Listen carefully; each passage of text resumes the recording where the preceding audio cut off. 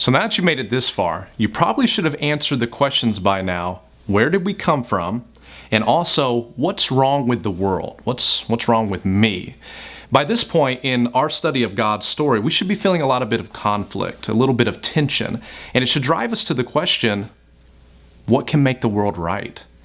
Now, this is an absolutely crucial question for you to consider today, because this could be the turning point at which your own story changes. If you remember, Josh led us in an introduction understanding of Paul's letter to the Romans, and he discussed chapter 1. What we want to do today is we want to skip forward to what Paul says in Romans chapter 3 in verses 21 through 26 to discover what else God has to say about his story.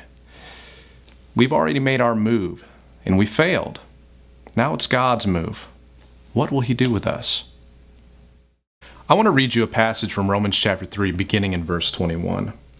But now the righteousness of God has been manifested apart from the law, although the law and the prophets bear witness to it, the righteousness of God through faith in Jesus Christ for all who believe.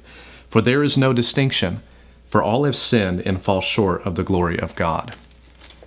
The question we want to ask now is, what's wrong? And when we consider the answer, I want you to think about this little story I heard. A long time ago, in the London Times, they once commissioned a lot of authors to weigh in on a question.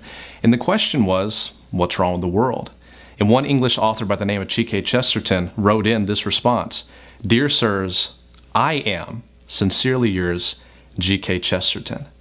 And he's exactly right. Whenever we ask the question, what's wrong with the world? We are the problem. Whether we realize it or not, we are all in some way, shape, or form in rebellion to God.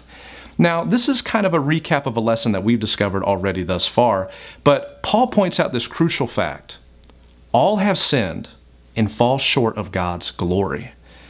Remember, we were made in God's image. We were made to glorify Him, and we failed in this vocation, whether by sinning outright, whether we are willfully rebellious against God and doing things that He says we shouldn't do, or whether we even do good but for selfish reasons. How many people do we know like that? We do good, but it's simply to promote ourselves.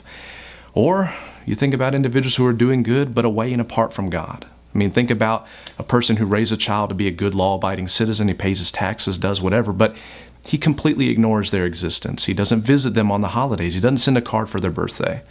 Would they be pleased with that? We have offended the Creator of the cosmos.